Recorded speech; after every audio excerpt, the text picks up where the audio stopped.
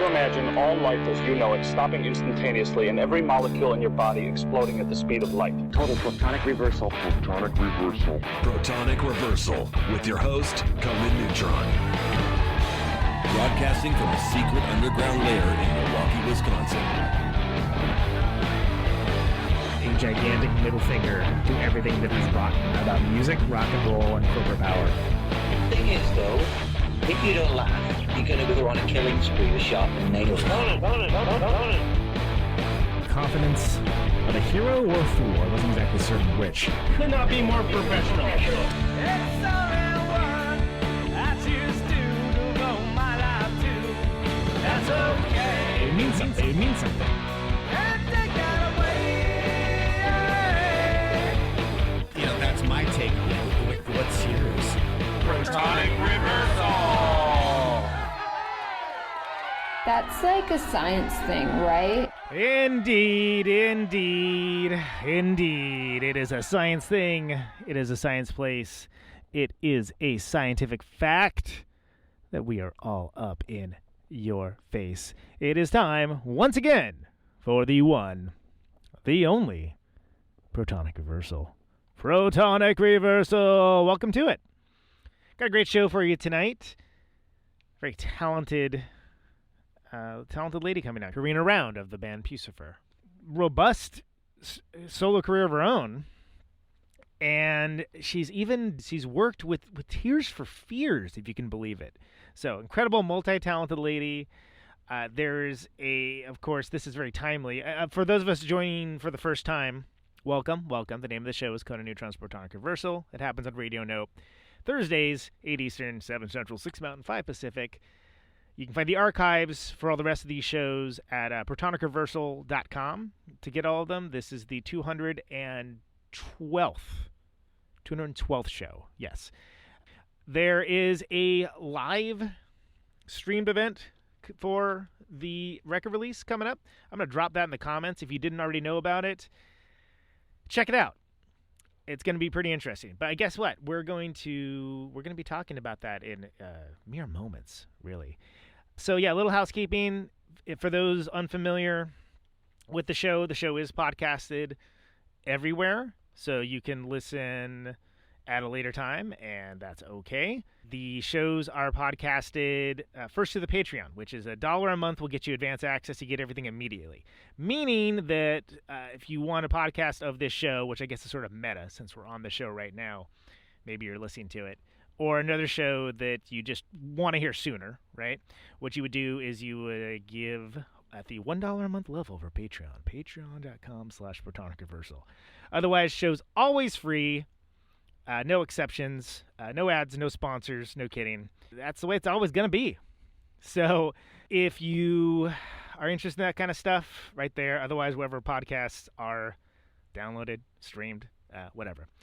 Let's get right down to it and talk to Carina. And with us now is none other than Carina Round. Welcome to the show. Hi.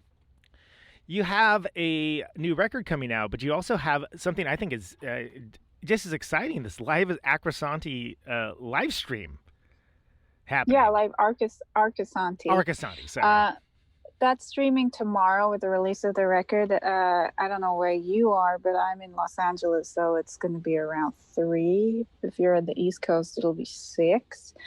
And it's pre-recorded because there's a few tricks involved that wouldn't be possible to do it fully live. So if you're planning to take a road trip to Arcosanti to try and catch the live situation, you might be a little bit a day late, $1 short, as they say, right? Yeah, I want to send a drone just to catch that. But see all the confused I know people. some people on Facebook have mentioned that that's what they're going to do, but good luck. So yeah, that's going out tomorrow. I think it's going to be, I can say this because I really had nothing to do with the set, but I think it's going to be stunning. It's a really beautiful and interesting location. Yeah, it's kind of like, it's an experimental city that was made in the early 70s, or started making being made in the early 70s. I think it's honestly it's an ongoing project. It was designed by an architect called Paolo Soleri, who was a student of Frank Lloyd Wright, if I remember correctly. They had some kind of falling out, but it's when you're there, it kind of feels like these gorgeous concrete structures just kind of mushroomed up in the middle of the Arizona desert. And his idea, I think, was to try to marry the land and the urban structure in a way where there could be better symbiosis, where neither of them had to be destroyed or compromised. So that wasn't just like the insane sprawl that any kind of city is right now. It was kind of built very intricately and kind of complex and kind of built upwards, but to maintain the kind of light and the standard of living that people are used to. But it's a really very interesting place. It feels a little bit like you just woke up on Mars. Yeah, on the edge it of has the like world. an alien vibe almost. Right, totally. Yeah. Yeah, so it's kind of perfect for this show, really. I think the choice came from, we could do a live stream in a venue or a theater or in a box, but I think the music is so mysterious and multi-layered and has a certain like sonic landscape that we work well with Arcosanti. And I think the choice was to choose a venue or a place that brought another dimension to the music itself, so that watching it wouldn't be a step down from listening to the record. It's a experience within itself. Right, because the context changes what it is you're hearing and seeing. And so then, and it's something that for folks that, again, this is going to be primarily for folks listening today, of course, but there's pictures of it on the site. It is really cool. Like it does have that, alternate dimension, alien landscape kind of thing going on. And not just because of the location, not just because it's Paradise Valley, which is, just absolutely gorgeous in general, but it is sort of from that style of architecture before everything kind of settled on these brutalist boxes that, that we think of as buildings now. It's really so gorgeous. It's such a beautiful little place. And, it kind of feels like it's for a place that's so small to create such a legacy and such a community. It's kind of bordering on, and I don't want this to sound bad or to offend anybody, it borders on cultish. Sure. Because the people that are involved are so involved and they're so passionate about it, and they really feel, it seems like they really just found a way of life that really resonates with them. And it's tiny, and for that to have such a huge effect on people, I don't know, it's kind of a beautiful thing to watch, to see. And I couldn't do it myself. I'd go nuts, but right. but it's still fascinating to be in his orbit. And it's interesting. So, and then of course the new record is Existential Reckoning, and that's something where it sounds so funny when you say it. I know, I tried to give it a little throw a little English on it, right?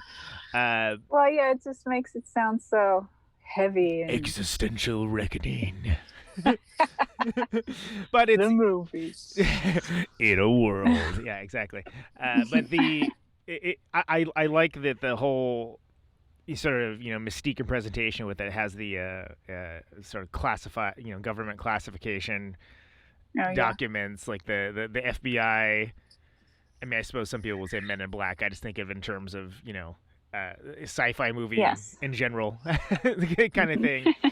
And it strikes me as like that's kind of like, oh, that's a fun way to sort of present this, but also it's a way of presenting. I mean, it seems like the whole modus operandi with the band is to let the music speak to itself and avoid categorization and any kind of thing along those lines. So it's sort of like, oh, that's a way to sort of draw that line in the sand, but also kind of have fun with it. Maybe a little bit too, like not be jerks about it, but yeah, I think you nailed it. I think comedy itself is such an important medium for helping a society process things that are happening to them, or the world that they're living in. I feel like it's a shame to just eliminate that from the idea of music when the story is so powerful and so important. Like, why not have that extra medium to express it? I feel like, I don't know, I can't speak for a minute, but I feel like it's a big part of this process is comedy, healing through it. One of the first things that we connected on was stupid English humor. Like sure. Monty Python, or League of Gentlemen, or Little Britain, or love all those also shows. Very dry, Kids in the Hall, Canadian stuff. Yeah, totally. Well, and it's sort of like the commitment to the bit can kind of be as funny as what's actually being said, rather than just like the hyper aware hit you over the head with a mallet. Well, why does it have to be this one thing? Like, why do you have to box yourself in that way? It becomes more of a multimedia experience. We also have videos and incredible sets, but that's never in question because that's been integrated more into music and shows in the past. But it's something he's good at, and it's something that he feels confident expressing him. That's a medium in which he feels confident expressing himself. So fuck, go for it. Can I swear? Oh, absolutely, yeah. Okay. Or I guess I should say fuck yeah, huh? But fuck yeah. Yeah, I mean, I don't know. At first, when I first joined the band, I was like slightly confused by it because I just didn't fucking understand it. But then, I learned to just let it become me a little bit, find my own place in it. And not try to drive it, not try to be a part of his funny thing, just like be my own thing within this. And I just became much more comfortable with it. Also, the humor got a lot funnier. Totally. So, and you touched on a couple things there, and not the least of which is I just want to have like almost a disclaimer of that. I firmly agree that there's a place for humor in music that isn't, doesn't diminish or make things goofy. It actually is quite the opposite. It actually adds to the overall thing. But it's also funny to see who does and does not get the joke sometimes. In like the Bill Hicks school. Yeah, exactly. But you hit on oh, go ahead. Sorry. No, you. No, I was just gonna say. I think you hit on an important point with that too. That because you came into this band, already being a songwriter and already having a catalog and having the way that you write and the way that you create.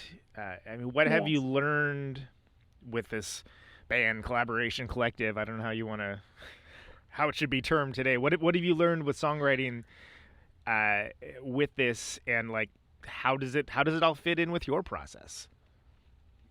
Well, I think I actually learned a lot, and one of those things was that I didn't have to be totally in control of everything, and I didn't have to be tortured over every decision, which was what my writing process used to be like. The first thing I was hit with when I started collaborating with these guys was that it was a true collaboration. Even if at the time, at the very beginning, I had very little control of what I was doing because the record was already kind of done, and I had to. You're just adding your thing to something that already exists. to the EP. But also, the first thing I ever did for them, which was my audition, so to speak, was Humbling River. So, I just went for it on that because it just was. I went up to Arizona to meet Maynard, I guess, and he was in a totally different headspace because something was going on with the winery, and Matt and I just ended up being in the studio together with like vague direction by Maynard, which I now think was just on purpose. He just gave me a vague direction to see what I would then come up with. And I just put everything on there, and most of it ended up being kept. And it just very quickly became obvious that these were people that I could work with comfortably, that had chosen me for what I have already and what I could potentially bring to it. There was nobody trying to tell me what to do, nobody controlling my input, and nobody was controlling each other's input. There was, everyone has their own strengths, and they're their own trying to do better than they've done before. But the important thing is they're also trying to serve the song and not just like put themselves on it for the sake of it. Or exactly. Yeah. So and then that's how the relationship just naturally evolved, really, until now, where I have a lot more involvement from earlier on. So the stuff that I end up doing has more of a part in how it turns out, as opposed to really early on when I was less confident, less sure of my place in the band, and would err more on the side of, hey, let's just add some flavor here and there. Right, but now you have like a greater understanding of the language. Like you have a fluency with it, right? So you're able to kind of speak in a different way. More of a fluency, and just more of like a inbred trust within the three of us, where it's just like there's an understanding that nobody's going to try and overdo anything. And there's also an understanding of it's greater than the sum of its parts. Like Maynard I just did an interview with him, and he explained it as, it's like a supporting actor who's not trying to overshadow the main actor. But at the same time, the main part wouldn't work if that support wasn't there. Right. It's all part of the greater. It's all part of the puzzle. It's all part of the greater thing, right? Yeah, and those roles shift between all of us at different times. So we're all just trying to support what everybody else is doing, but ultimately serving the song. And there's something where when you've worked with folks enough, you kind of get a certain feel for where they're going or what they're doing, even when it's something new. It's funny, everybody says that. I never know what he's going to do. Really? Okay. Never. I was going to say if that was the case here, but you just answered that for me. No, it's not. The thing is, Matt's stuff is always first. It's preliminary. So we always know what's going on there because that's the key that unlocks the door. His stuff is done first, and he puts all his ideas in a folder, and that essentially is setting the scene for what the rest of the album is going to be. And I get to hear that stuff and marinate in it, but I try to just let it into my subconscious without my monkey brain trying to write something to it. I just try and let it be. Okay, interesting. I see. So you're kind of almost like not trying to keep it in the foreground and keep it in the conscious brain, but you're... Yeah, I just try and get a vibe for what the fuck is going on. And then Maynard will, whenever there's a window of time, that's when we're like, okay, guys, we're going to make a record. And then he will start putting his ideas on there, whether it just be a rhythm or a full vocal with melodies or, some weird puzzle that he has going on. And the moment he's on it, I'm all over it. As soon as I feel like his part is something that I can build from and not just crush if I'm singing all over it, then I'm on it. But for the most part, whenever I hear something that he does first, I'm just like, where did that come from? And then that's why I try not to get an idea of what the song is supposed to be, because he will invariably tear that away. You don't want to go too far down the road and come up with something that maybe you get attached to and they're like, oh, this doesn't fit at all. Yeah, I do. Well, sometimes that's fun, sometimes that can happen and it works, like Fake Affront, for instance. essentially both Maynard and I sang on a completely different song to what it ended up being, and then Matt just broke it and gave it back to us as a new song with our parts all over it. And then I sang some other parts to kind of glue it together and make it fit from my end, and it just turned out really fucking cool. Because that's an interesting tune. So is that are you looking for the connective thread then to kind of like, how do I join these things together, or do you kind of take the discordance of kind of having two different directions as part of like the overall map? I think all of us were just uneasy about that song. Everyone was just like, no, it's not totally doing it. And then Matt just, he's just so good at that. He's so good at not having too much attachment. And if he's starting to feel like it's not working, he can very quickly hate what's going on and just break it totally. There's no preciousness to that. He just wants it to be a great outcome. He's not attached to the idea he had initially.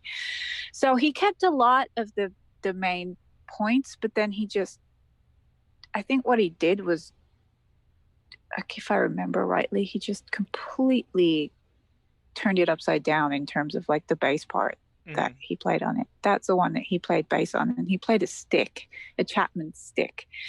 So it's already kind of weird. I was gonna say those have their own kind of there's some might say stigma, but I'm gonna say association with them that they're just, for lack of a better term, strange instruments, right? We can get to stigma later, but yeah, it certainly has a really unique sound, and used correctly, it's very cool. So he was really excited about the instrument and wanted to use it on something, and it just turned out this was the perfect thing. So, and then so some of my vocals that were on there before got used, but then it opened it up so that I could, I don't know, do the weird, crazy stuff at the end. And I don't remember the question. Well, we were talking more about how so Fake Affront is like you guys are going like two different directions, right? And then you found a way to merge it together. Oh yeah, we're talking about people doing weird shit. Yeah, no, we are talking about people doing weird shit. Yeah. I think ultimately no one really knows where it's gonna end up or where it's gonna go, and that keeps it kind of exciting, but at the same time, there's a trust that whatever is happening is going to be serving the song. Like I say, everybody was like Greg Edwards played bass on this record, and Sarah Jones for the most part played drums, and Gunnar Olsen played on a couple of tracks, but everyone that's chosen is chosen for the voice that they have. Greg plays fretless bass, which was very exciting to Matt and Maynard for this, and also very exciting for Greg, because what kind of bass player who's as good as him that can play fretless doesn't want a chance to be able to do that? Yeah. So why not? Because it kind of seems like it's not like it's no rules, but it's sort of like there's a sense of adventure kind of baked into the whole thing. So why wouldn't you? Right. Yeah, I think there are no rules really. The rule is there are no rules, but what happens is, like I said before, everybody is their own quality control, and everyone is, by the time the parts are given to you, they've already been like overdone and stripped back, and they're already in a place where the person feels, yeah, this is something that I'm happy to put it on this record. And then Matt will either leave it as it is, or he'll totally, like I said, break it and move your parts around and really fuck everything up. And either way, it sounds great. In terms of stigma, it's interesting you should say that, because some of the main instruments on this record are potentially things that could have been stigmatized in the past. And I guess there's a bigger picture to it, which is there is this romanticism of like things advancing very quickly and technologically and having all of this stuff at your fingertips so that you can do whatever you want with it. But ultimately, personally, I feel like that can stifle any kind of real creativity because it's so overwhelming. Like, where do you start? Where do you take the first bite? And one of the instruments that had a huge part at the beginning of this record was the Fairlights CMI, which we talk about the Chapman Stick, but it had a lot of presence on, Peter Gabriel records, and also Kate Bush, The Dreaming, and Hounds of Love, and a lot of, probably Thomas Dolby. Talk about stigma. Maynard was saying earlier, like, am I allowed to like him yet? Like, I would say yes. And if nothing else, I think the safe move is you respect the innovation. Oh, I respect the innovation. Yeah, it's like, all right, whatever, exactly. dude. The music's pretty good too. Yeah, exactly. It's just, again, it was pushing the boundaries of things, and Matt is he's such a, I don't want to say whiz kid because that sounds stupid, but he is. He's brilliant with technology, has it at his fingertips, and he could literally figure out how to use anything and within hours, and it's great. But I think what he was attracted to with the synclavier and the Fairlight is that it provides him certain constraints. You're working within this very specific box, and it's also incredibly tactile. It's a keyboard with a Yeah, the Fairlight's crazy. That's a really wild instrument. I mean, because that's like late 70s, right? And it was sort of, if I remember, I think the early 80s, like 1982, 83. Oh, was it early? Okay, but it's was almost like not meant to be a thing for people to use. It was just sort of, let's try this and see what happens, and you get this weird like vibrato LFO. It's like multi-timbral. Like there's all kinds of cool, just bizarre sounds out of time that you can get from it. Well, yeah, but I think. But then it's also like, oh yeah, Peter Gabriel. It's a sampler. Yeah. It's a sampler, and it's a sequencer. Yeah. And the sampler itself, the longest sample that you can use is 1 second. Right. And each time you play it as a different note, the way it changes the note is to change the sample length. So that's why everything sounds so super weird, and it has such a low bit rate that it has this crazy sound. And it's just, and then the sequencer itself is kind of the thing about the Fairlight, and I had to learn to use it for this record a little bit, is that it's just like it's so complicated to use, but it only does like 2 things, and it is so tactile. And I think Matt just kind of enjoyed having that, being in that box, and that allowed him to just get really creative. Having that stuff to work with and kind of do something unique and cool with it that doesn't. Exactly. Just having those parameters was very inspiring to him. And he has such a strong aesthetic sound-wise that I think you could give him any instrument really, and it would end up sounding like him. So. Well, and that's the key. I think that's the key to a great player, right? It's sort of like if you really have your own voice with something, then whatever you play on in whatever way it will be distinctive, unless you're purposely trying to obfuscate or something along those lines. Or like but I think that ultimately that's what's attractive about the individual or the artist, right? Is that subconscious that makes those sounds. You can play, 2 people can play the exact same instrument, and it sounds totally different. Yeah, so I think so I want to get into also, because I want to give some time to your solo work as well. We can talk about the Fairlight all freaking day, you know what I mean? But at some point, it's like you've got like a story discography. I want to make sure that we speak to it, because it's. But this is, by the same token, I do want to talk about the record. But when we were talking, you hit on something where when we were talking about Fake Affront and the sort of the contrasting ideas being put together in this way. When you're working with stuff on your own records, when you're writing songs, I mean, there are songs that on the record, the production has gone in certain ways, and certain ideas come forward where it's almost easy to forget that, like, for some of them, like, oh, that started off on an acoustic guitar, because you kind of get you get far afield from from where you started off, and that can be awesome. But but where does that line for you? Like, how do you serve the song for yourself versus in a group setting? Well, for me, like, for instance, I made Things You Should Know, which ended up just being a little body of work that came after I left Interscope Records. And it just naturally was this low-key, mostly acoustic. That's just how those songs came out in the moment. You know, there was Backseat, which was written on acoustic guitar, but, you know, it moved over to this keyboard because we liked the sound that it created and the vibe. And that song ends with like a 10-piece horn section and a choir, but at the same time, it still has that very low-key acoustic feel, and it feels very intimate and vulnerable. And then also there's For Everything a Reason, which is full band, but it still has that similar vibe. And for Tiger Mending, there were a couple of songs that were completed during the making of Things You Should Know that ended up on Tiger Mending because it just wasn't, it didn't fit. It just didn't work with the rest of them in context, or it just would have sounded stupid.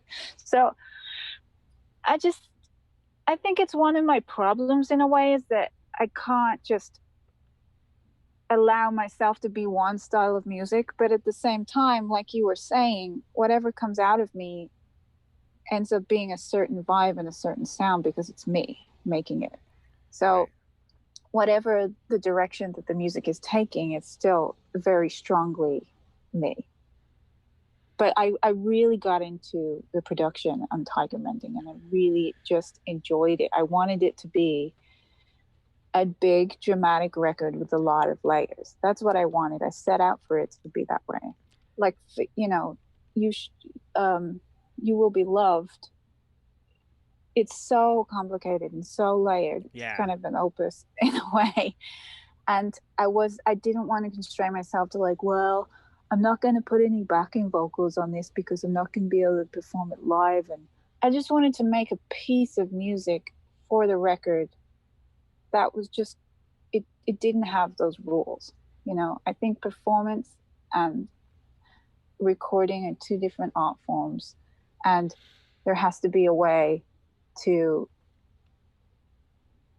go from one to the other, even though they're not the same. And I used to have a very strong rule of like, I've got to be able to play it on acoustic guitar. And I don't know why. I think it was just a very kind of, because that's how I started out. I started out my craft in performing as a solo acoustic singer-songwriter, and that's how I learned my chops in terms of playing live. It was a insane education. I toured the country with an acoustic guitar at the age of like 18 or 19 in front of an audiences that didn't give a shit about me. So right, exactly. It was like I just rolled my sleeves that are not necessarily up. primed for experiencing something that way. Yeah, exactly. And also it was, you know, I don't know if you've heard my first record, which is The First Blood Mystery, which was basically a teenager just discovering her voice and not having these self-set parameters, not having these rules that you kind of develop when people start saying, what the fuck is that that I'm listening to? It was just a big expression of rawness.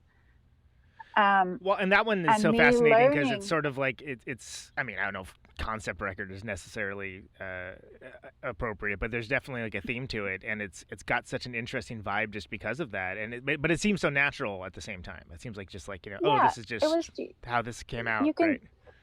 Yeah, you hear me learning, and it was recorded and mixed within 10 days because they didn't have any money. And it just is what it is. And the bass player's playing stand-up, and I'm playing mostly acoustic. And I think there's some electric guitar in there, but it's just a big experiment, really. And it was me dipping my toe into who I was as an artist. And I spent a long time being, I don't know how to say it, but I'll say ashamed. A little bit ashamed of it because it's just so raw. But then, you know, I quickly came to the realization that is the beauty of that record. And it is what it is. It's a postcard in time. And it's a different kind of record too. And you said something kind of important that I think is something that people forget about, is that, you know, sometimes people get locked in the idea of, well, how are we going to play this live? How will this be presented live? Yeah. And there's also like, there's records and there's live, and it's okay for those things to be completely different, especially as yeah. When I first joined Puscifer, I was like blown away because they had Vias for Vagina, and then we would play. That's the name of the record, by the way, for people that don't know. Right. Well, I think why I'm saying vagina. I think people probably know if they're listening, but yeah, it is worth mentioning for those that are just wandering in, I guess. Yeah. And then it was just, okay, we're going to do these 3 different shows of the same album, right? But we're going to do one country night. We're going to do one night with one band with a certain drummer and Tim Alexander on drums and Matt McJunkins on bass, I think it was, or Matt Mitchell on bass. And then the other night was going to be Jeff on drums, Jeff Frieda, and Matt McJunkins on bass, and with different arrangements of all the songs. So There were 3 completely different arrangements of every song. It was the same set, but totally different. So it just reinforced that idea that, like, it doesn't fucking matter. You can do whatever you want. Right, like, because people interpret the songs differently depending on the arrangement, depending on the player, but it's still ultimately the same song. It just gives you get a different vibe to it. Totally. In some cases, also, very different. It doesn't have to be. You're not as much as the audience are an important part of the listening process. You're not doing this for them. Right. Hopefully, if you're an artist, you're doing it because you want to grow as an artist and better yourself. So whatever it takes for you to do that, if like 10 years after you release a record, you want to do a show of that record and it's completely different instrumentation, or it's on a fucking ARP 2600, right. Like, who cares? Yeah. That's what it is. And you hopefully can put enough trust in your audience to be open to that and grow with you. I think it's unfair to expect, like, you know, what's that girl's name? God, I really should know what I'm talking about before I start talking about it. It's never slowed me down. She basically put a record out, and a lot of the woke women were really unhappy with the way she was singing because she was it wasn't feminist enough for them. Oh, basically. Gosh, I know exactly who you're talking about. Glad you do. Oh my God! I can't think of it. You know what? It doesn't matter. We all know what you're talking about. That mindset, that framework. Yeah, just that point. The point is, she's a fucking artist, and yeah, it just so happens she's a huge artist, and at that point, people tend to feel a certain kind of ownership over it, which is it's not right. She should be able to grow as an artist, as a human, and, you know, if she wants to be vulnerable and have that sensibility, let her do it. From the 50s or whatever, let her do it. She's expressing it very, very well, and there's obviously enough people that want to listen to it that, you know, keep her relevant. So, you know, I just think this attacking of artists for not being a certain thing sometimes is you losing the point of what art is. And you know, and what an artist is. They're a human being that are growing and learning within their craft. It's their way of processing the things that are happening to them in their life. Like, it's not an answer for you that's handed to you to live your life by. It's more of a question. And I mean, that's been the case for a long time. Look at Bob Dylan. Look at, you know, Dylan going electric. Yeah. Oh, it's such a betrayal. And it's like, well, it was never there for you. Like, you know, you're welcome to have that reaction to it if you want. But he wants to rip it up with the band, and, you know, no one's gonna stop him. He's Bob Dylan. Right, but he's cast iron. Like, no one's ever gonna fuck with that. I mean, Dylan's like the, you know, in a way, like the most punk rock.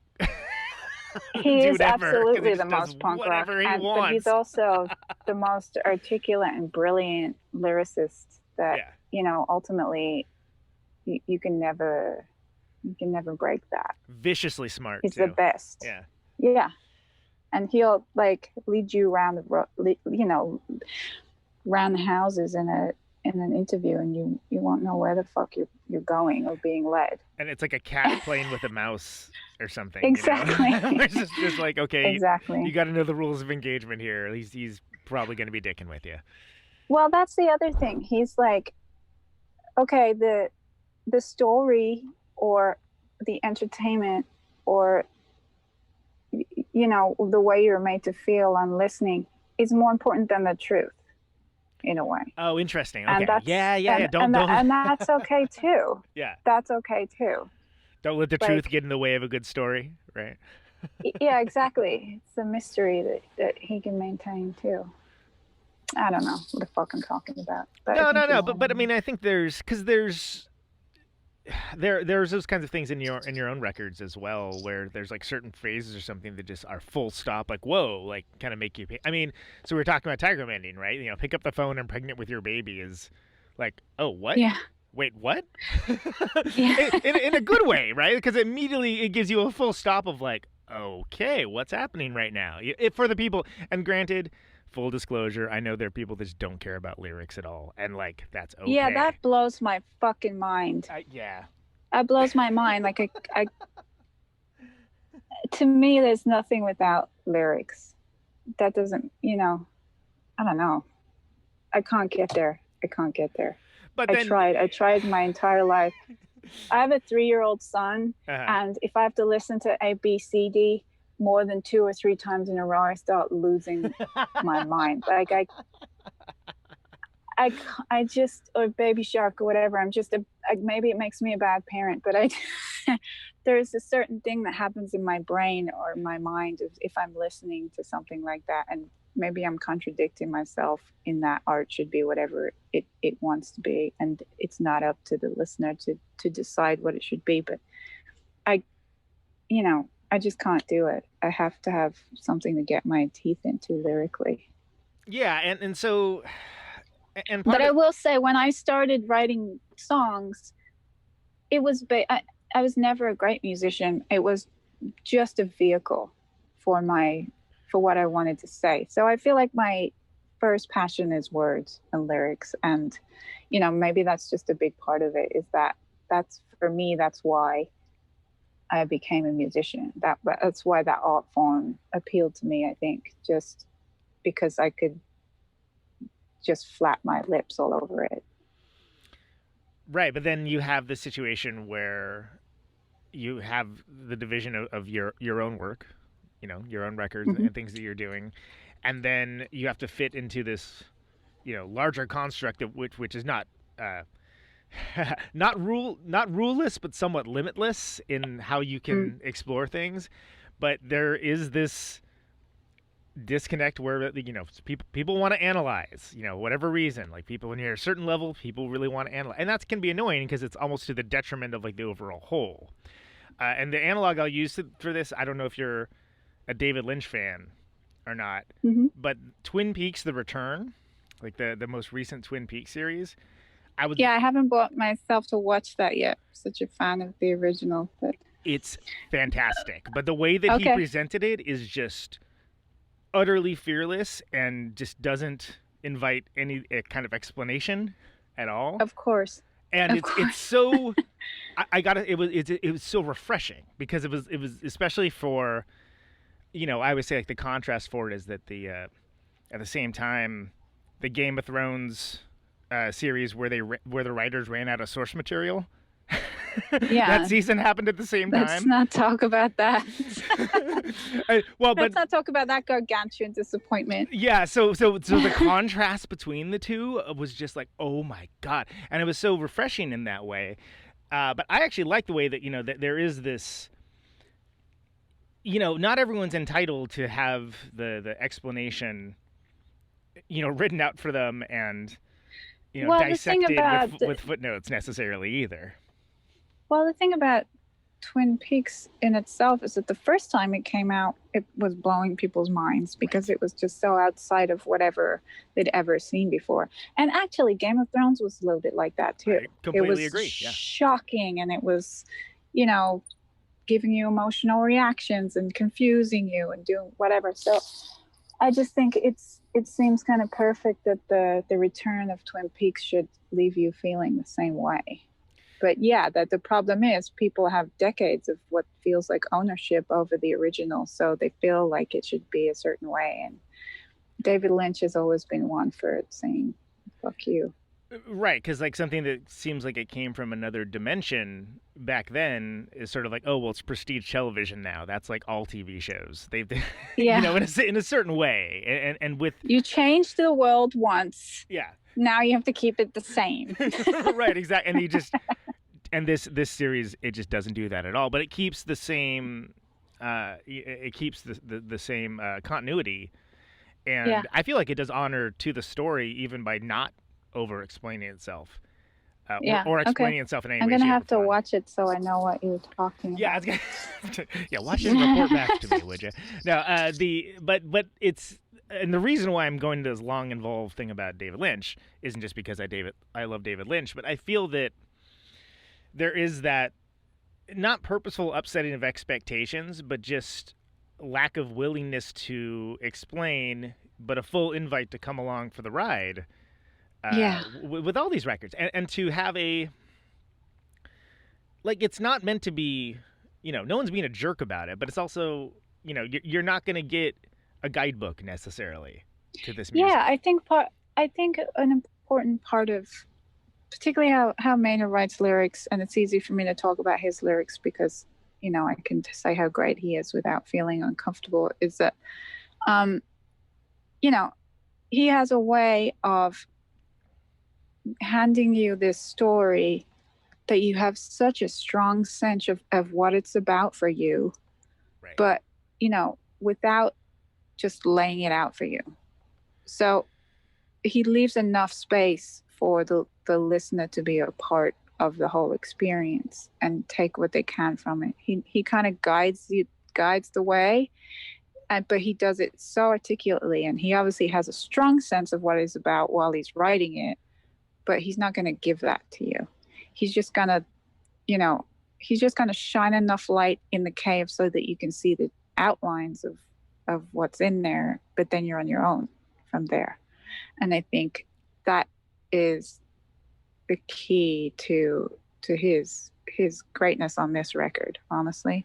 And I think all lyricists that I don't know. I think that. Can you hear me? Because I'm getting a call coming through. Oh yeah, for some reason. You're great. I just didn't want to interrupt. Okay. I do that enough. Okay. I think I got my point across, but then I lost my train of thought. Well, it's evocative, yeah, right? I think for me, that's also what I try to. You know, with a lyric like "Pick up the phone, I'm pregnant with your baby." Yeah. I spend probably weeks to come up with the first line to that song. Totally, and yeah. But when it hits, right? So yeah, exactly. And it's the first song of the record, and it sets the tone perfectly. And then, you know, it leads the way for the rest of the record. It's got your attention, and, you know, it fits with the rest of the story of that song, but it doesn't necessarily. It's not telling you the whole story. It's telling you a little bit of the story, and then you can make your own mind up about the rest of it.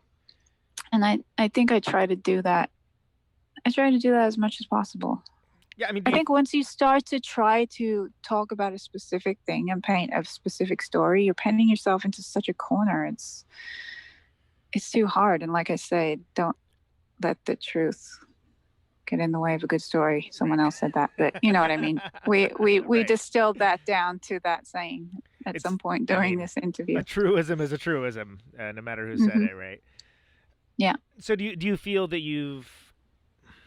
is that something where, you know, with this partnership and with this collaboration, I mean, because you have some of the things on this record where there can be a dichotomy between a lot of different things going on at once. Like, I mean, there's something, you know, like Apocalyptical is almost like dancey to a certain degree, right? Yeah. You know, if you go to the right club, I suppose. Yeah. And you're able to deliver kind of these interesting sort of weird ideas that there seem to be this orthodoxy in rock music that, oh, there's certain rules that you can and can't do. And it just seems like it's not I even. thought we established that was bullshit. It is. I was gonna say what I like about this band and this record is that there's just not even casual disdain. It's like complete non-buy-in to any of that. And so what I was going at with this is that, is there something? So are there any songs on this record that you feel like, oh, I've never done that before. This is something that I didn't feel like even could be a thing, the whole thing. Well, I think the Bullet Train of Iowa is just kind of has that bluesy rock feel that kind of nods back to Conditions of My Parole vibe.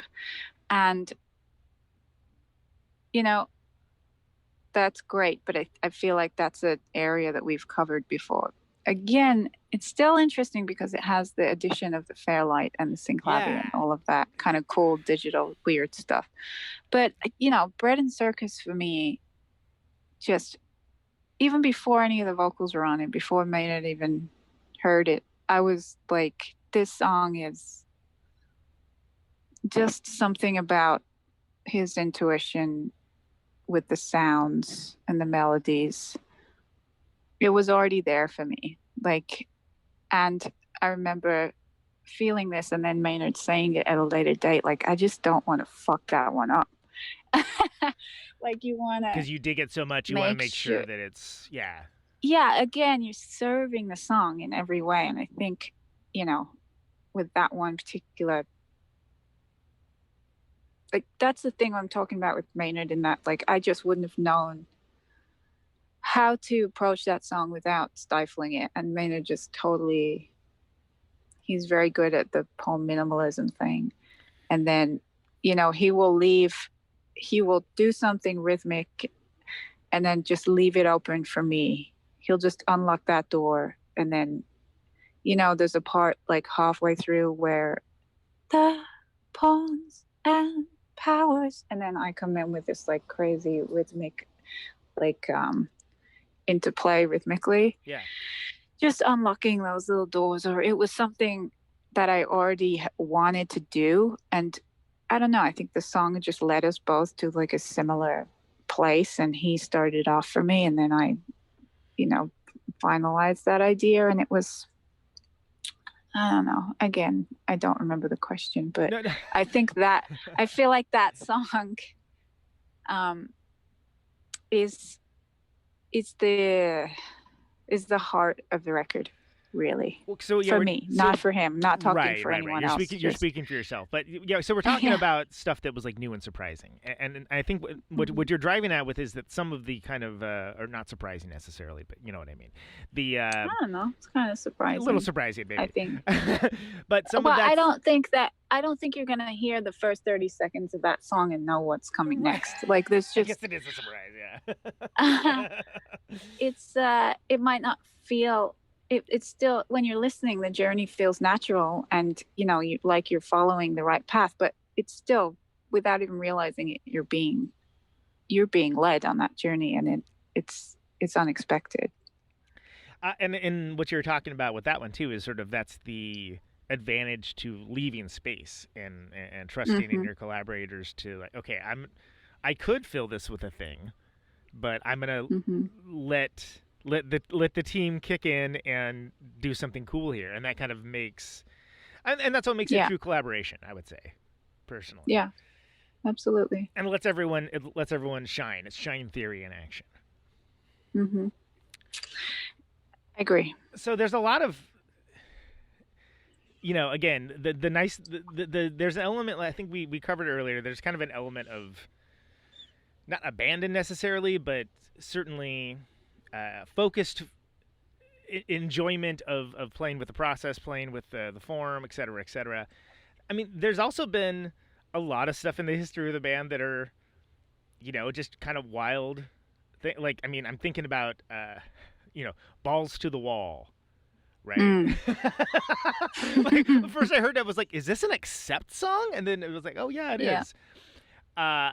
And it's sort of like a full embrace of the absurd. Again, going back to, your Monty Python almost, like, just that full... Yeah, I just think there's that sense of like expect the unexpected. And when something kind of starts to settle into a thing, it gets broken and taken a different direction. Right. Like, oh, you think this is what we're supposed to be now? Well, fuck you. We're something else. Yeah, now it's and it's not that it's being forced. It actually is what we are. We can be because fuck you, why not? And also you find yourself enjoying it. Like, who enjoys that song? Nobody. But when you hear us do it live, it's I don't know. I think that's the art of like taking something unexpected and putting it within a certain picture. And it's like an old Renaissance painting with a picture of a flying saucer crashed in the middle of it. I don't know. It's right. just The incongruous but elements. somehow it works. I just love that about it. It's never boring. And also, I don't fully understand it. I'm not sure Maynard does either, or Matt. Like, it just is. It's intuitive, and it's wrong and it's right, and it's Puscifer. Tell me about for the live show. I mean, and again, just to do a quick reset, there is, again, for folks listening to this at the time of this airing or shortly thereafter, there is going to be this live stream that we talked about at the beginning, and folks should definitely connect up with that. But as far as presenting this material live in general, like, I mean, there's so many ideas and so many different elements and sounds and things along those lines. Putting that together has got to be it has to involve some degree of pretty articulate planning, I would imagine. I mean, so are you working out what songs are going to be played well ahead of time and kind of planning it out more like a stage show? Or we're playing it actually was simplified to we're playing the album top to bottom. Oh, okay. There you go. Easy. Yeah. Yeah, with a couple of other little treats in there. So in that way it was easy because it's literally going to be the first time anyone hears the record, maybe. Well, I suppose not crazy? Over the pond. Yeah. And I don't know if I said this to you already or in a different interview today. It's all blurred, but it's because it's in Arcosanti and it's this weird place and the set is so beautiful and you're taken on this journey. It's not going to be just like listening to the record live. It's going to be its own experience of listening to the record. So I think that's what we wanted to give to the listener. It's not just going to be like, well, why would I bother watching this if I'm going to get the record in a few hours? It's like, oh no, this is different. This is its own thing. I think we're also like premiering a video to a song at the beginning of it. And then there's also some other cute little weird things happening, of course. Well, and you'd be hard pressed to come up with a cooler set piece for where to have True. it. Even if you were like, hey, yeah. I'm gonna do some mock-ups of something that I want to have, be the background for this. It's like, oh no, like this is actually weirder and cooler than that. Like it's such a beautiful location. It's not something you could have thought up, I think. And it's also in Arizona, which is obviously a really important landscape for Maynard. Yeah, absolutely. So, and that's something that I think is super cool too, because I think Arizona almost gets a bad reputation sometimes that people forget about. There are whole communities like, Sedona and things like the Painted Desert and stuff along those lines where it's like, it's kind of a refuge for, for lack of a better term, unique weirdos doing their own thing. And it's interesting you should say that because I've heard Maynard say something similar but not the same. It's kind of it's become a home for wandering artists. Right. The kind of people that were wandering through ended up staying because it's kind of a hostile landscape in a way. It's not easy to live there. It's not easy to work there, but I think maybe, and this is me talking at him, maybe there's something about the artistic temperament that need something to fight against, to kick against, Right. in order to feel like you're living, like you're alive. And I think, it is, that old kind of cliche of when an artist becomes comfortable, their art becomes shitty. Totally. Yeah, absolutely. I just feel like, maybe it's that. Maybe it just feels so, it's not like humans are supposed to live there. Yeah, and it removes distraction too, just by nature of it being, Survival. Yeah. Yeah, exactly. Yeah, it makes you focus in a way that maybe you wouldn't get if you were in the heart of, like, metropolitan Manhattan or Los Angeles or something along those lines. Although that's a survival. There's a different kind of survival involved there. Yeah, for sure. So yeah, it's like the desert version of Manhattan. Well, and it almost seems to bring out certain creative elements too that only seem to happen when people are exposed to environments that are free from distraction and noise. Mm-hmm. And I think that's, I don't know, there's probably someone that's, made some, longer think piece or documentary about those heady concepts, so we don't need to cover it here. But I think it's something that informs this band in a certain way, but not necessarily in a way that's immediately definable by genre, if that makes sense. Like, it kind of makes that open creativity mindset, like, of course, why wouldn't you? Why wouldn't you use a Chapman stick? Why wouldn't you use a Fairlights? Yeah. Yeah. Well, I also, I just think that each artist has their own version of that, has their own version of the Arizona desert. And I think what's important for each individual one is to find that space and protect it, and while Matt isn't at home necessarily in the Arizona desert, he has his own space, and he locks himself up in his studio and works on a day-to-day basis. And then I have to get into my own headspace and my own way of finding my subconscious. But I think ultimately the key is to protect that and to try to get to it as much as possible. And the thing about the people in this band is that they're not waiting to be struck by inspiration. Right. They're fucking there. They're showing up every day within the allotted time frame and doing what they do and working at it. And that's what's opening the door. You got to show up and be present. Yeah, there's the idea that, especially in popular mythos with music and whatnot, it's like, oh, it's divine inspiration, the creative lightning. It is, but you still have to be there. But there's still work. Yeah, exactly. It's still there's something divine about it, but you have to be, at the receiving end. You got to be there, otherwise it's just going to float away. I think about, Nick Cave's talked about that, how he, every day, like, he puts on suit and tie and, like, goes to his piano and works on it. Thank fucking the Lord for Nick Cave. Yeah.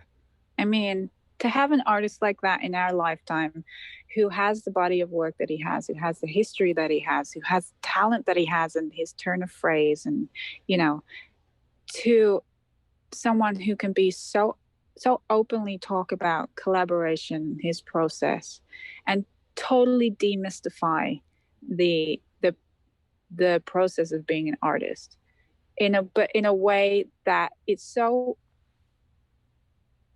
honest and it's so beautiful that it still is incredibly mysterious, because he's still living the kind of life that a normal human being wouldn't be able to. Yeah, exactly. No, I've never known anyone in history to make them their process and their history that available to the general public. And I think it came at a time that people needed it. It's great. And it's a move that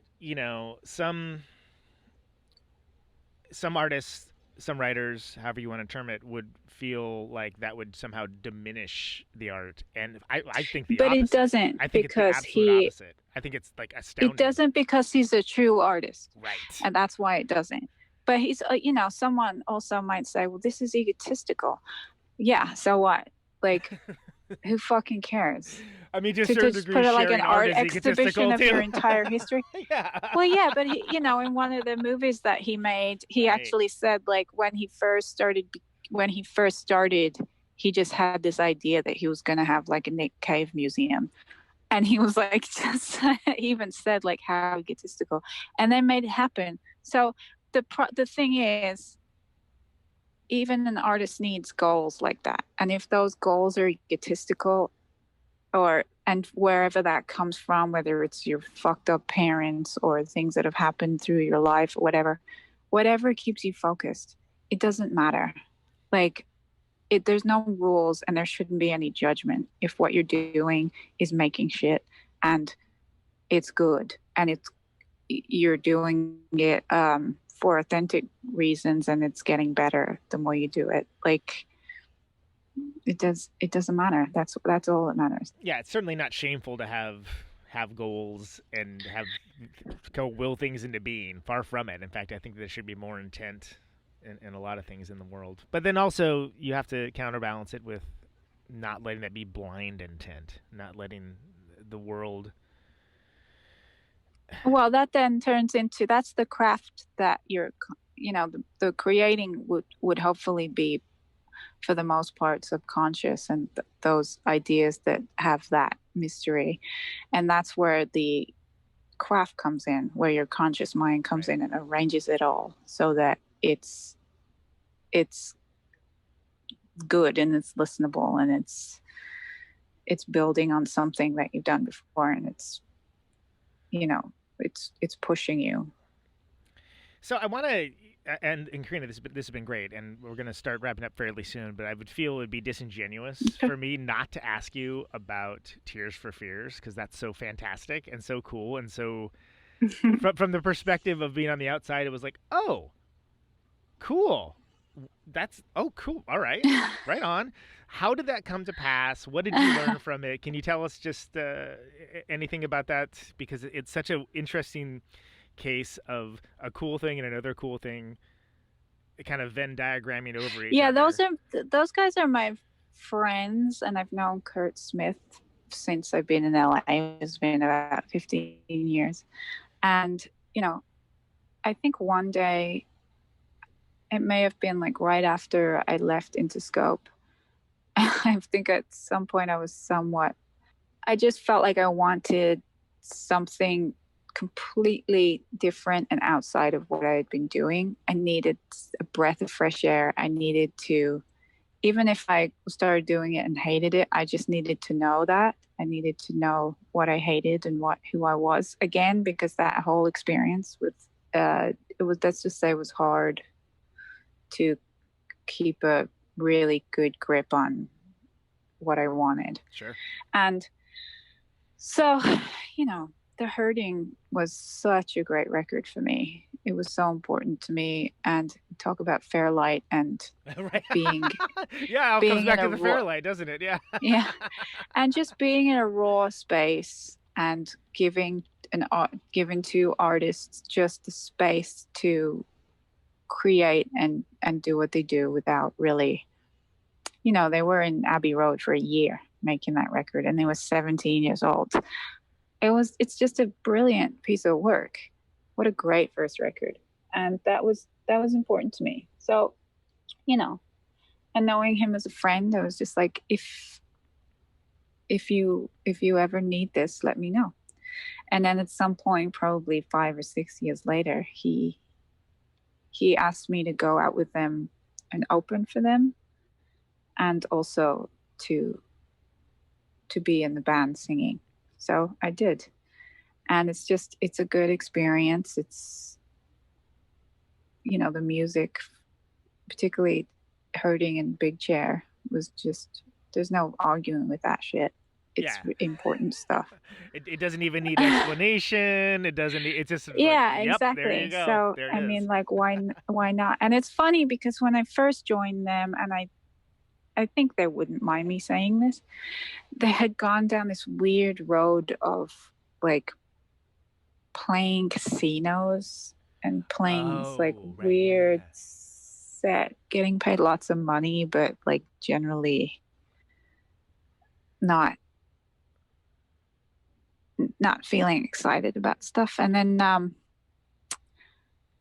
then we'd start playing these festivals. They got new management and they started playing these festivals, which had a lot of young people there. And I remember at one point Kurt being like, God, these people are going to hate us. They're going to wonder who these fucking old people are. And we're headlining these festivals, you know, and we'd walk out on stage and it would just be a sea of hipsters losing their shit. Yeah. That's And awesome. I think it was awesome. And it's something that I knew in my heart was going to happen because, first of all, I'm like 15 years younger than those guys. But I know how important it is to people, those two records in particular. And no matter who you talk to, old or young, one of those records at least means something to them. So it was nice for me to see that happening to them. Just generally coming to the realization that their music was still important to young people. And I don't know, I feel like that it changed their vision a little bit in terms of, okay, we're going to make another record, you know, and that's what they're working on. That's awesome. And I will say though, they've been making a record for a long time and they're pretty, you know, whatever you think of it, they're pretty uncompromising in what they want it to be good. They've like discarded 10 songs, I think, and started again just because, you know, it's important to them. They still have that kind of connection with it. Well, I think when you have songs that have that amount of cultural weight and have that thing where people discover it every year and connect with it in that way, it's almost like you're competing with yourself. To a certain degree, right? Yeah, and I think, you know, just from what I've seen that, and again, I'm just talking from my own point of view, I feel like that weighed on them a little bit, you know, especially as they were inside this little like bubble of casino world and not really seeing how the outside world felt about them and not in that way, not being able to reflect that. I feel like there was that sense of like trying to recreate the thing that they were, or, you know, trying to deliberately maybe even just go in a completely different direction because it was too heavy. But I don't know, I feel like they finally come to a point where they just want to create stuff that's good. It's not a bad place to be when you're an artist, right? Exactly. So a few things. For the new record, you know, we talked about it. I listened to it. I think it's great. I said I love the whole modus operandi with the FBI agents. I love that. I actually didn't notice until I decided to look at the merch site that there's, I don't know, do you call them? They're not action figures. They're bobbles. They are action figures. Are they action figures? Bobblehead Okay. Yeah, action figures. Figurines. They're bobbleheads that are in action. Yeah. Yeah, and isn't that that's cool? awesome. I didn't know about that until I clicked on the merch, and I want one to give to my kid. Yeah, and they look great too. They're like super cool. But there's also, I mean, if you're not a figurine action figure type person, there's there's a bunch of cool. There's like sweatshirts. There's vinyl, all the things that you would have mentioned. There's a bunch of There's some pretty cool posters, and the sweatshirts. The merch is always really good with Puscifer. They always nail that. Yeah, but the figurines kind of blew me away. I was like, wow, that's awesome. The lunchboxes and the figurines are really amazing. Yeah, the lunchboxes, yeah, totally. And it's a cool record, and it's something where I think that there's things in the record, like everything's like of its time to a certain degree. But I found that like at the end it's almost like hopeful in its way, and I think that that's something that's kind of important right now. Yeah, I agree. I feel like one of the lines in that song is raise a glass to our heterogeneity, and I think that's an important thing to remember at times like this, is that as a human race you can choose, as an individual you can choose to just be directed and get lost in the noise and like feel hopeless and Right.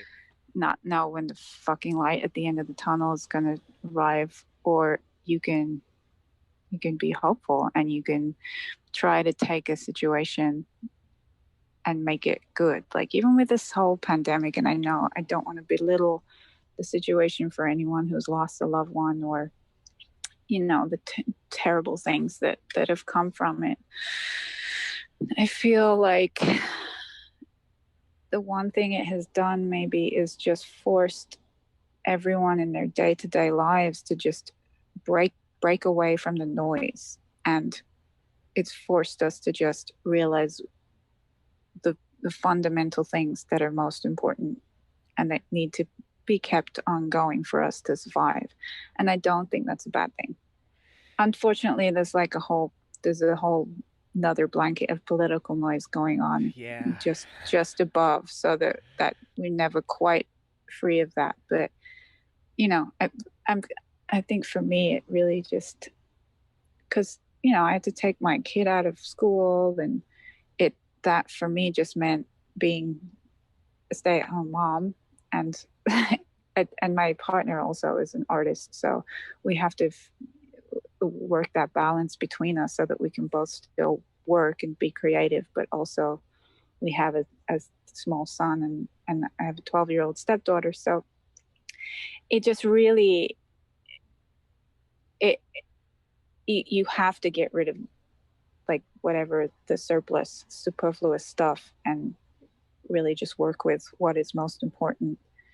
And when I do get away and I have 2, 3, or 4 hours in studio, I fucking work my ass off. You want to make it count. Yeah, of course. Yeah, there's no like lulling for 12 hours thinking, oh, maybe I'll do this, or maybe not doing anything and looking at my phone and whatever. I mean, my time is very precious now, more so than ever. And I'm glad that I was forced to learn that lesson. I mean, it happens anyway if you have a kid, but then when you have a toddler and you're in the middle of a pandemic, I'm sure millions of people know, you're just like, oh, I don't have any time anymore. It doesn't exist. So how am I going to make this work? And then you find your resilient side, and it forces you to decide what it is that's important to your identity, you as a person, your authenticity, and to make it work, make it happen. I think that's important. So, Carina, this has been awesome. Thanks so much for spending so much time with me. I have a canned question that's the only canned question I ever ask, and I just like to hear how people answer. You can interpret it however you like, but the question is, why do you do what you do? Honestly, I don't know. I don't. I mean, it was never a conscious decision for me. It just happened. It just happened throughout my life. I just knew it. I knew it already as a child. I do what I do because I was always going to do that. To my detriment, maybe at some point, or, for better or worse. It wasn't a choice. That's what I do. I know it's so cheesy, but it's true. No, there's you. no wrong answer, and you can, like I said, you can interpret it however you like. And I like like to hear how people answer, and I think that's a great answer. Not that there's even an objective truth to any of it, but I think that's awesome. This has been great, Carina. Thank you so much. Thanks. Bye. Take care.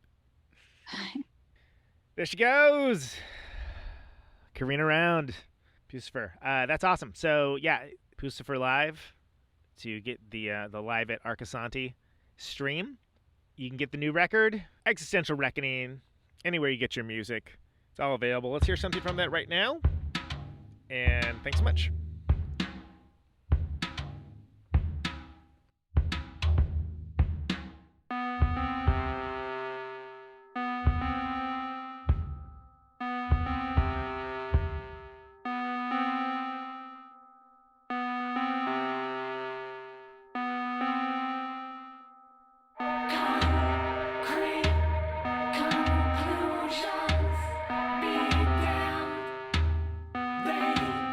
Won't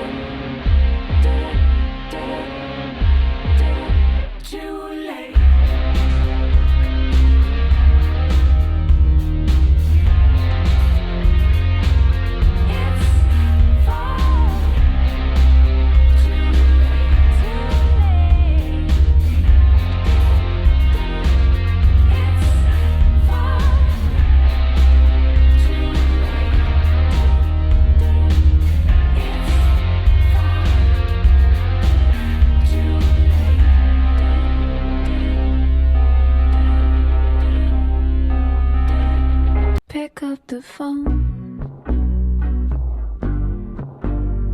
I'm pregnant with your baby. I wanted you to know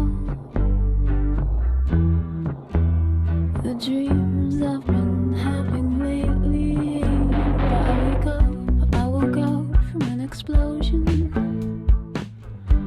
and the city speaks in sirens, and the wreckage is my angel of devotion. A dying light inside him, and I try to tell you something, but my mouth fills up with water. You say finally you found me, and suddenly I'm drowning. Pick up the phone.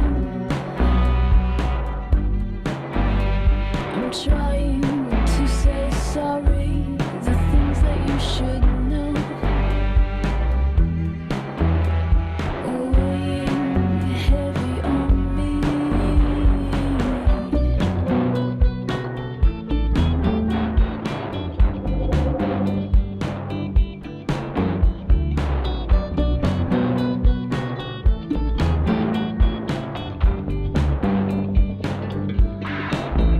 Well, it's nothing, can't be fixed with a hot bath and a fifth of mother's ruin, all forgot for the duration, with deranged and maybe even drunken sex with strangers, and his wife didn't stop crying for at least a week, he told me, but at least she got the kids in $500,000. I just assumed that she was sleeping. And I fall in love in the only way that I know, as I dive into the mouth of a hungry volcano, and I walk not recognizing sad reflections as I lay next to the next one with you on my mind. Pick up the phone.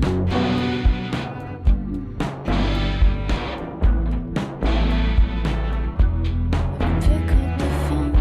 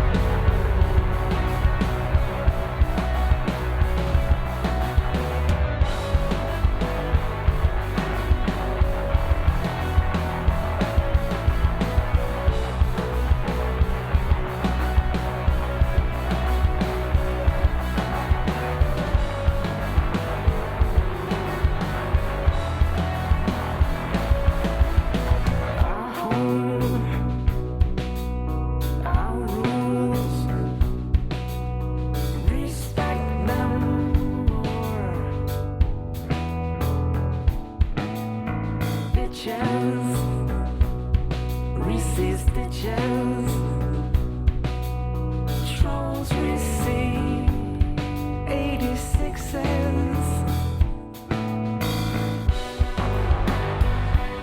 Stick around if your house or that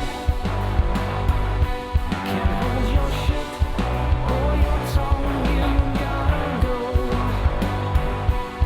Should you choose to react like an imposter, you in turn will be treated so. Yes, we're being condescending. Yes, that means we're talking down to you. With all that racket from your lips are flapping. We assumed you didn't notice.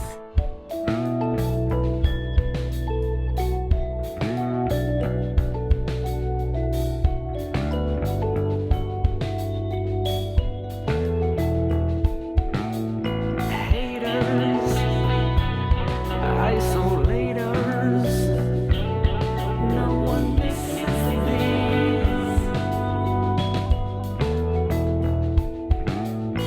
Bitches, receive stitches.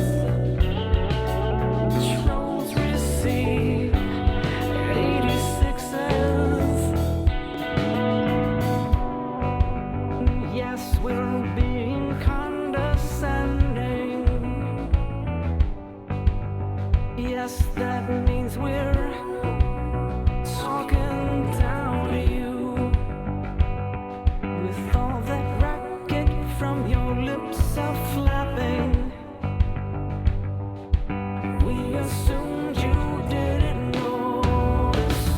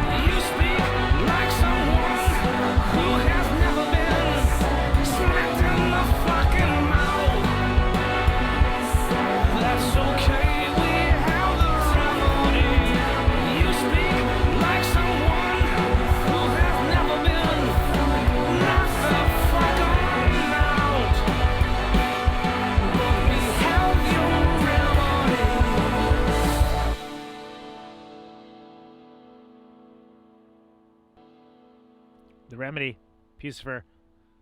And of course, how can I not play at least some Balls to the Wall? We talked about it. It's fair. This is the Pillow Fight mix off of the Donkey Punch the Night EP. Enjoy. Too many slaves in this world,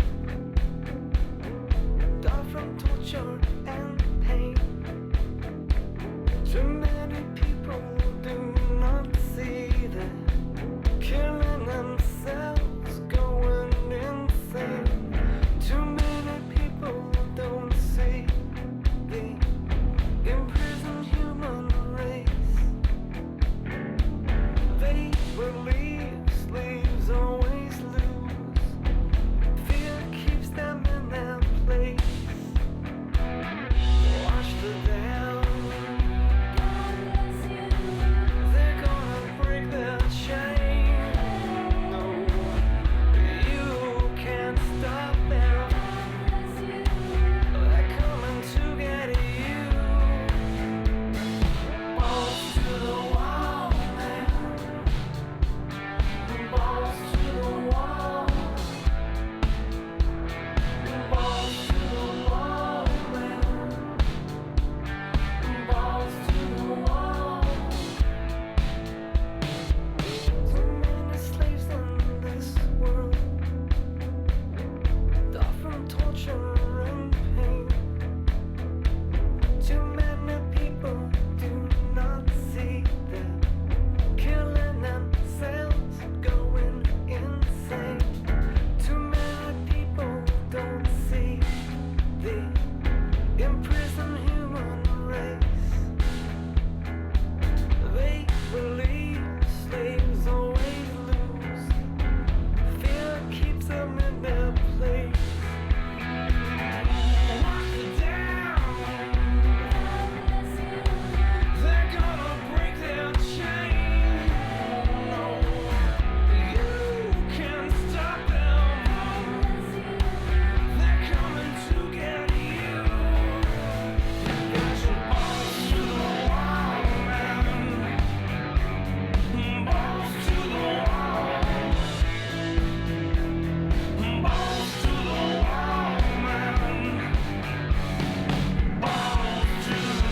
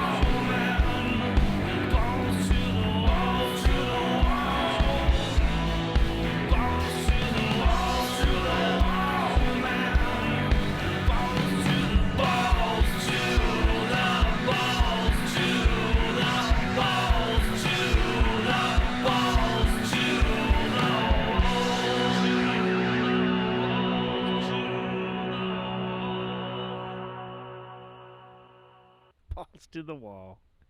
Here's the last time.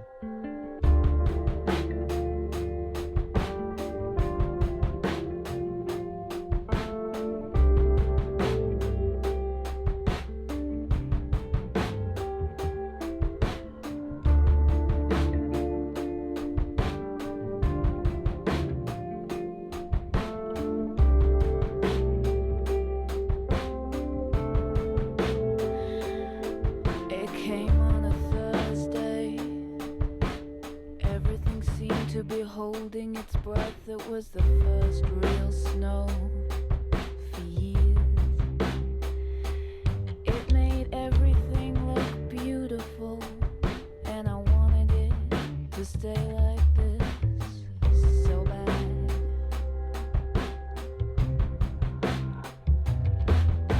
Hung like a tongue from my open mouth window, thinking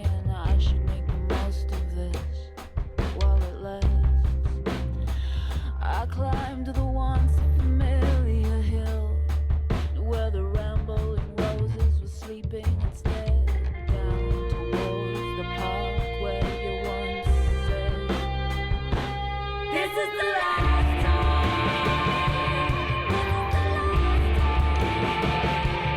This is the last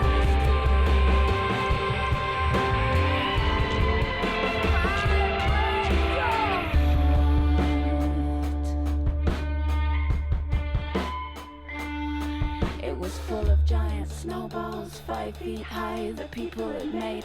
Families played in the snow, it made me feel calm. So I stood for a while and I listened, wishing I could burst into flames or disappear or something. Somehow the sky deepened and I was soaking wet. It had become a blizzard. And through the storm I saw on the old wall of the old bridge the new urban prophet inscribed in white, talking to me through the howling winds. Right as that done, right, end up talking to themselves. And I wanted it to stay like this so bad. This is the last time. This is the last time. This is the last time.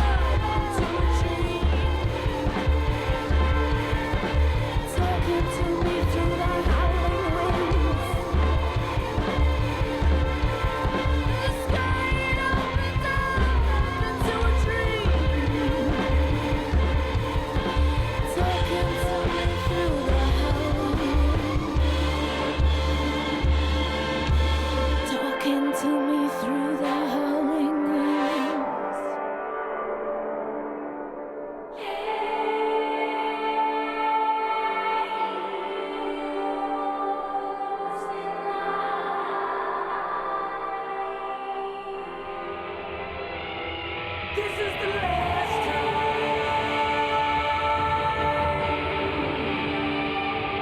This is the last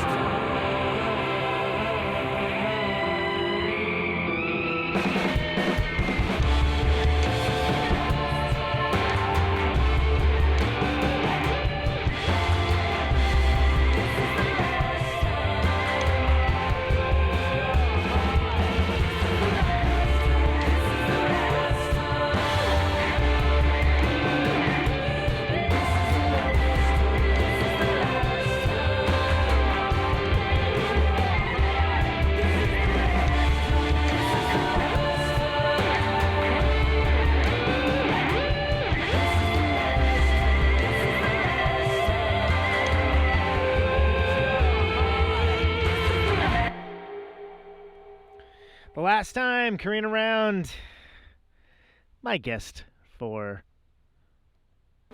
this evening for this 212th episode of Conan Neutron's Protonic Reversal. So happy to have her. What an awesome artist. Yeah. You're damn right, Sarah. What a fucking amazing song.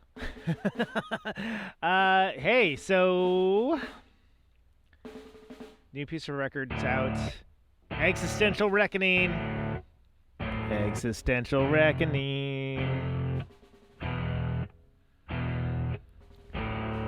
Get that, wherever you get your records. I don't know. Spotify, YouTube, local record store, whatever. There's a live stream event, as we mentioned, October 30th. Live at Arcosanti. If you're catching this live, you probably already know about it. If not, it may have already happened in the past. Who knows? Time is a meaningless construct.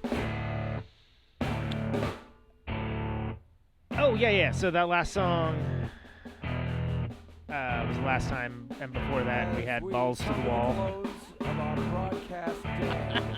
And the Remedy before that. There's a Puscifer website. They're on all the social media. You know this. You don't need me to tell you this.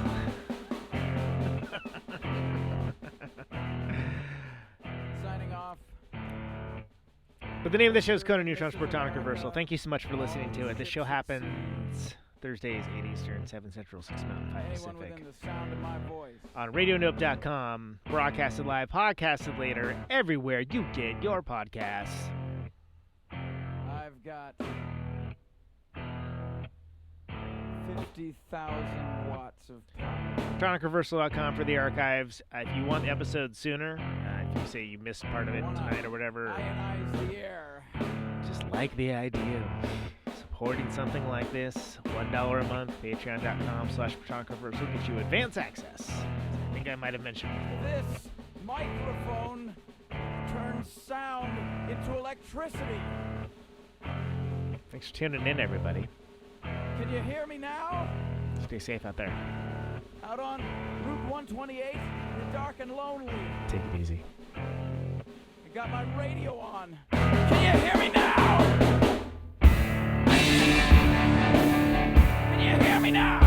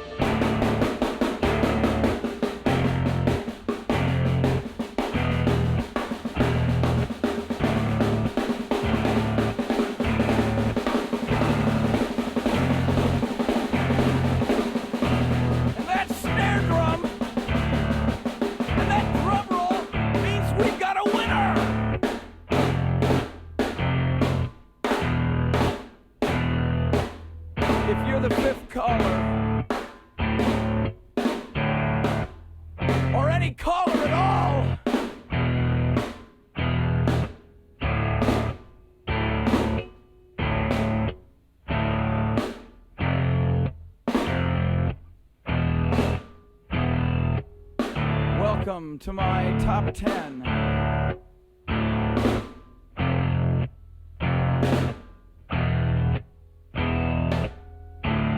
I'd like to thank our sponsor. But we haven't got a sponsor. Not if you were the last man on Earth. She was prepared to prove it. This one goes out to a special girl.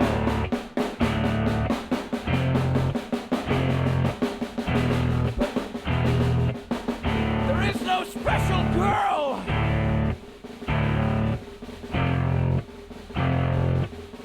It's the end of radio.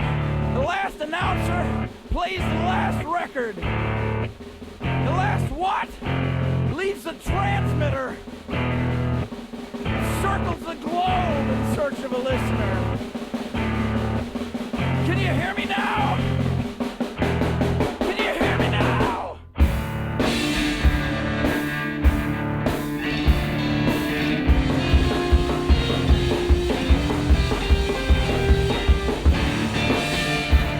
Can you hear me now?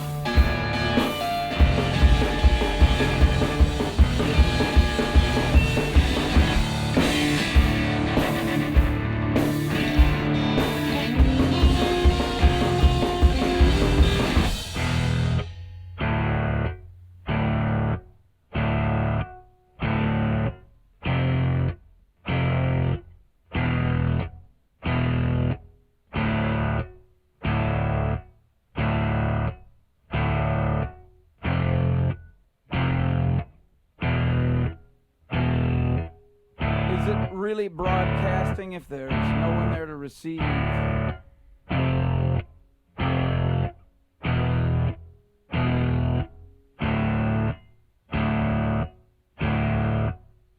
the end of radio.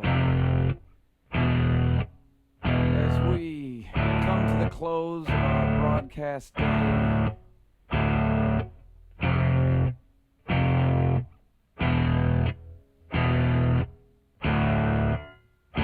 Got my radio on.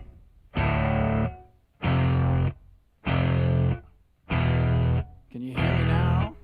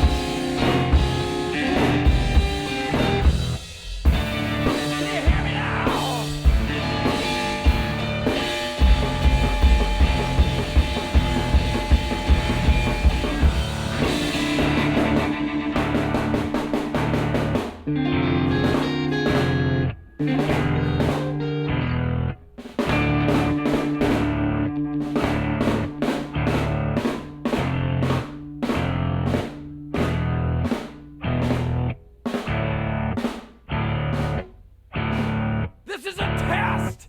If this had been a real emergency, hey! This is a real goddamn